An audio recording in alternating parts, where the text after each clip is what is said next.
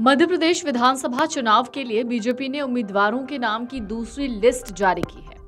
इस लिस्ट में आधे दर्जन सांसद और केंद्रीय मंत्री सहित कुल 39 नाम हैं। बीजेपी के उम्मीदवारों के लिस्ट जारी करने पर कांग्रेस ने केंद्रीय मंत्री ज्योतिरादित्य सिंधिया और बीजेपी पर निशाना साधा। कांग्रेस ने सोशल मीडिया प्लेटफॉर्म एक्स पर पोस्ट करके सिंधिया पर तंज कसा है। कांग्रेस ने उम्मीदवारों की लिस्ट पर तंज कसते हुए कहा, बीजेपी ने सरपंच पद के लिए भी कुछ लोगों को रिजर्व रखा है, श्रीमंत से श्री अंत तक। पार्टी के बड़े और कद्दावर नेताओं को भी टिकट देने पर कांग्रेस ने एक दूसरा पोस्ट लिखा, कहा हार को सामने देखकर रावण ने कुंभकर्ण, अहिरावण, मेघनाद सबको उतार दिया था, बस यही दूसरी लिस्ट में हुआ है। कांग्रेस बीजेपी के प्रदेश कार्य समिति के सदस्य डॉक्टर राजेश मिश्र के इस्तीफे को शेयर करते हुए कहा, दूसरी सूची आते ही इस्तीफे का दौर शुरू हो गया है।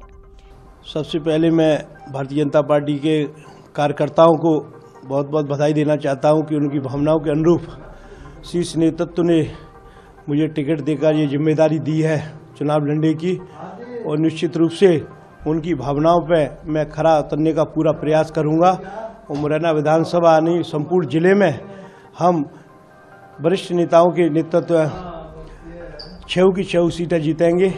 मैं धन्यवाद देना चाहता हूं प्रदेश के मुख्यमंत्री जी को, हमारे केंद्रीय मंत्री श्रीमती सिंधिया जी को, केंद्रीय मंत्री नरेंद्र सिंह जी को, वीडी शर्मा जी और पूरे शीर्ष नेतृत्व को, जिनके नेतृत्व हम लोग काम करते हैं, उनको सबको बधाई देता चाहता हूँ। जो मुरैना जिले के लाखों करोड़ों कार्यकर्ताओं की उम्मीद है, मैं पूरी उम्मीद पर खरा उतरने का पूरा प्रयास रहेगा मेरा। निश्चित रूप से कहीं कमी रह जाती हैं, लेकिन उन कमियों को हमने पूरा किया है। हमारी सरकार की जो विकास यात्रा है वो आपने देखी। निश्चित रूप से माननीय मुख्यमंत्री जी ने इस बार मुरैना जिले में विकास में कहीं कोई कोर कसर नहीं छोड़ी है। जो हमने कहा है वो किया है। आने वाले समय में निश्चित रूप से हम मुरैना जिले में सभी की सभी सीटें जीतेंगे। मुझे तो नहीं लगता है कि नाराजगी है, अब पता नहीं मीडिया के माध्यम से क्या आ रही है, ऐसी कोई नाराजगी नहीं है। भारतीय जनता पार्टी संगठन निरंतर 5 वर्षों तक काम करने वाला संगठन है, और टिकट किसी व्यक्ति को देना ये तो एक प्रक्रिया है। ऐसे तो भारतीय जनता पार्टी का संगठन ही चुनाव लड़ता है और संगठन की ही जीत होती है। तो इसमें पार्टी ने मुझ पर विश्वास जताया है। मैं पूरा प्रयास करूंगा कि सब लोगों को साथ लेकर और श्योपुर विधानसभा क्षेत्र से भारतीय जनता पार्टी को विजय मिले, इसके लिए हरसंभव हम सब लोग मिलकर के प्रयत्न करेंगे। पार्टी ने जितना विश्वास मेरे ऊपर जताया है उस पर खरा उतरने की मैं पूरी कोशिश करूंगा।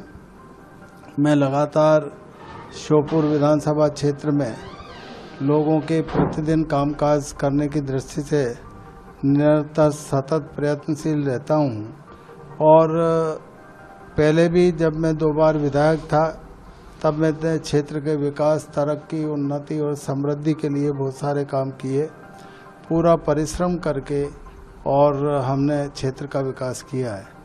आगे आने वाले समय में भी मैं क्षेत्र के लोगों को यही कहना चाहता हूँ, ये निवेदन करना चाहता हूँ कि भारतीय जनता पार्टी की जीत होने पर क्षेत्र के विकास में और 4 चांद लगाए जाएंगे।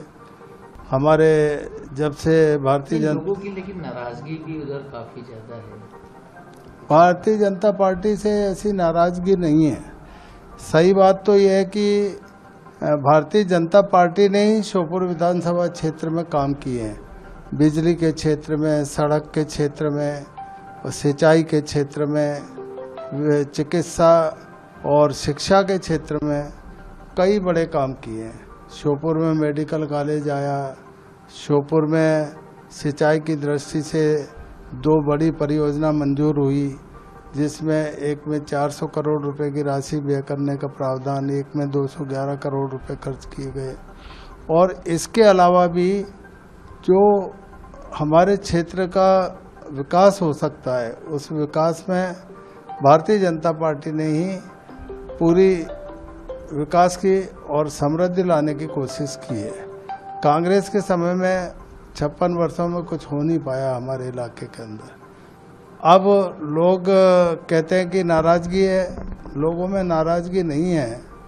कांग्रेस भ्रमित करने का प्रयत्न करती है और लेकिन लोग भ्रमित होंगे नहीं। उन्होंने विकास देखा है, उन्होंने तरक्की देखी है, उन्होंने वहाँ का श्योपुर की तेज रफ्तार से दौड़ती हुई विकास की गति को देखा है। आपको बता दें 25 सितंबर को बीजेपी ने विधानसभा उम्मीदवारों के नामों की दूसरी लिस्ट जारी की। दूसरी लिस्ट में कुल 39 सीटों के लिए उम्मीदवारों के नाम शामिल हैं।